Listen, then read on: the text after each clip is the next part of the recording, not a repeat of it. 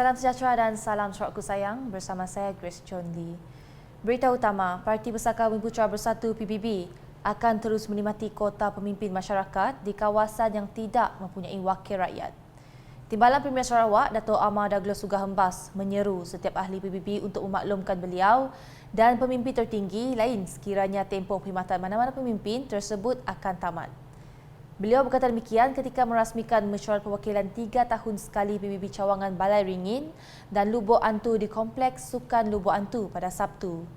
Berkenaan persidangan perwakilan 3 tahun sekali itu pula, Dato' Amar Douglas Sugah menjelaskan keyakinan penuh beberapa cawangan terhadap pucuk pimpinan jelas terbukti apabila masing-masing memutuskan untuk tidak bertanding jawatan Presiden dan Timbalan Presiden pada persidangan parti yang akan datang.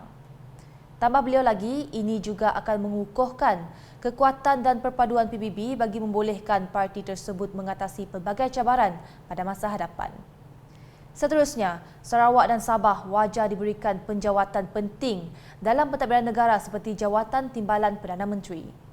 Menteri Belia Sukan dan Pembangunan Usahawan Sarawak, Datuk Seri Abdul Karim Hamzah, berkata ini adalah kerana kedua-dua negeri ini turut memainkan peranan penting dalam memastikan kestabilan politik di Malaysia kekal terjaga walaupun berdepan dengan pergolakan yang tidak menentu sebelum ini. Pada pandangan peribadi saya patut dipertimbangkan agar wilayah Sabah dan Sarawak ini mempunyai jawatan yang tinggi dalam pentadbiran Malaysia dan jawatan-jawatan tersebut bagi saya kalau tidak Perdana Menteri adalah Timbalan Perdana Menteri. Tidak salah untuk Sabah dan Sarawak diberi jawatan-jawatan seperti itu. 2 Timbalan Perdana Menteri ataupun 1 Timbalan Perdana Menteri untuk digilir-gilirkan. Okay. Beliau berkata demikian pada sidang media selepas program Kasih Belia Ramadan di sebuah hotel terkemuka di Kuching pada Sabtu. Terdahulu, Datuk Seri Abdul Karim diminta mengulas mengenai kepentingan gabungan Parti Sarawak GPS memiliki wakil dalam pentadbiran kerajaan Malaysia selepas pilihan raya umum ke-15 PR15 nanti.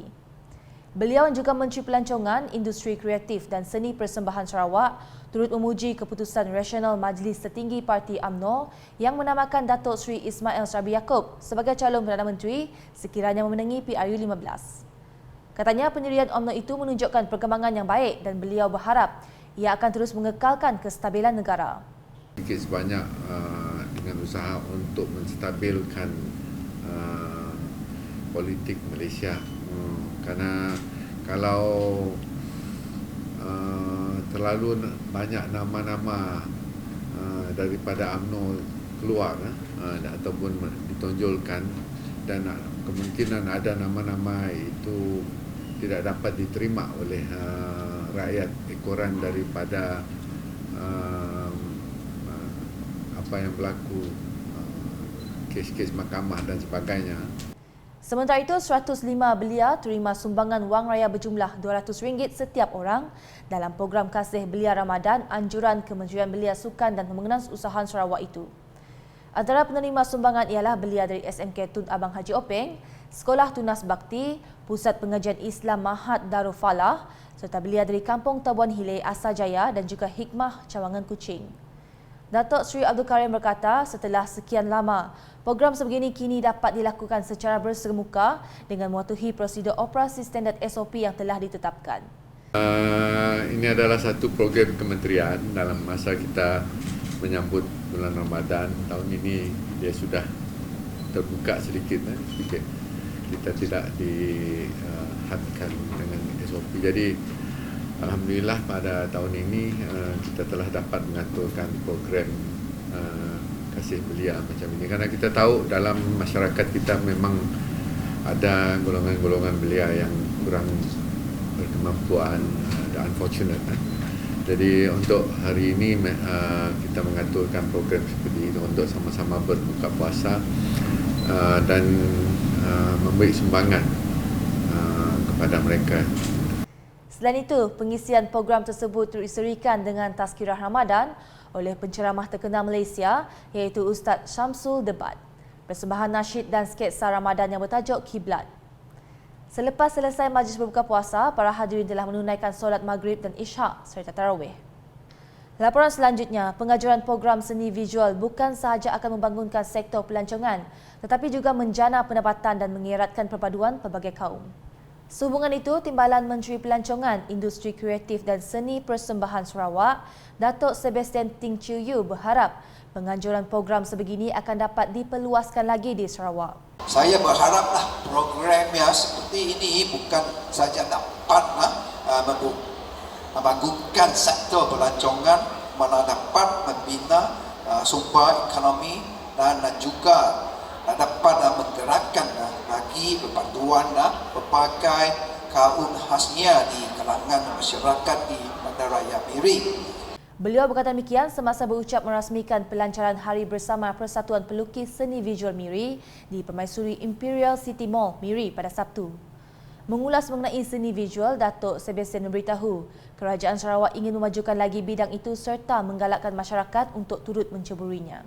Katanya Premier Sarawak telah memperkenalkan Kementerian Pelancongan, Industri Kreatif dan Seni Persembahan untuk memastikan industri kreatif dan seni persembahan diberikan perhatian sewajarnya selaras dengan strategi pembangunan pasca COVID-19 PCDS 2030. So all this we put a lot of emphasis on what we have in Sarawak. One is the sector tourism. As you know that our post-COVID-19 development plans, tourism is part and parcel, one of main pillar. And of course, we would like to encourage our own, by looking around, we will have wonderful craft. Yeah? So we must continue to promote our own craft. Yeah? And indeed, we have some fun now for those who in this industry. Please apply. Yeah? Pada majlis itu, beliau turut menyampaikan sumbangan peruntukan kepada Persatuan Pelukis dan Seni Visual Miri bagi mengadakan aktiviti tahunan. Terdahulu, Datuk Sebastian merasmikan program galakan membaca dan pelancaran buku terbitan Adana Publishing di Pustakaan Negeri Sarawak Miri. Dalam ucapannya, beliau menegaskan bahawa budaya membaca adalah penting untuk memperluaskan ilmu seseorang individu. Justru Datuk Sebastian dan juga Ahli Dewan Undangan Negeri Adun Piasau menggalakkan masyarakat untuk mempelbagaikan bahan bacaan bagi memperoleh lebih banyak ilmu sekaligus melahirkan individu berpengetahuan tinggi. Tegasnya, ini juga selaras dengan hasrat kerajaan mempersiapkan rakyat di negeri ini untuk bersaing di peringkat global. And be good in other languages, you are very equipped. Because the intention of our government is to prepare our people to be global. Global means other than knowing our own bahasa Malaysia, good in that, but we have will be good if we also have that command in English. Because everywhere you go, English is so important. Throughout the whole world, English is important. Our Datuk Abang Johari, he always also now encourage people to learn, if possible, the language Mandarin, because the economic power is in China. If you can acquire another language, can you imagine? Good in Bahasa, good in English, good in Mandarin, the world is yours. Tambahnya, amalan membaca ini juga penting lebih-lebih lagi masyarakat pada masa kini banyak menghabiskan masa dengan penggunaan gadget. Dalam pada itu, beliau berkata semangat membaca ini perlu dipupuk dan dibudayakan dalam diri sejak dari kecil lagi. Reading, starting from young, will always be very, very good because reading by itself, you find that you understand more. Yeah? Normally that's why I always speak to you that normally people who carries a book from young, everywhere you go, you read, you have that reading habit. If you can have that reading habit from young, continue to go on. Di Marudi pula, penduduk rumah John Matu Long Tuyut menarik nafas lega apabila rumah panjang mereka kini telah mempunyai bekalan elektrik 24 jam. Ini selepas Sarawak Energy Berhad telah memasang meter elektrik di rumah panjang itu menerusi projek bekalan elektrik luar bandar Sarawak pada Sabtu. Sehubungan itu, para penduduk menzahirkan ucapan terima kasih kepada Timbalan Menteri Kesihatan Awam Perumahan dan Kerajaan Tempatan merangkap Adun Marudi, Datuk Dr. Punguang Manggil serta Kerajaan Sarawak atas usaha menyediakan bekalan elektrik 24 jam itu. Untuk makluman, rumah John Matu mempunyai 31 pintu rumah dengan jumlah penduduk seramai 238 orang. Projek bekalan elektrik luar bandar Sarawak pula merupakan inisiatif Kerajaan Sarawak dalam usaha untuk membekalkan bekalan elektrik ke kampung-kampung dan rumah-rumah panjang luar bandar yang tidak disambung kepada sistem grid utama. Sekian edisi Malam bersama saya Grace. Berita lebih lanjut boleh didapati di semua platform media sosial UKAS termasuk portal ukas.sarawak.gov.my dan UKAS channel di YouTube. Salam UKAS.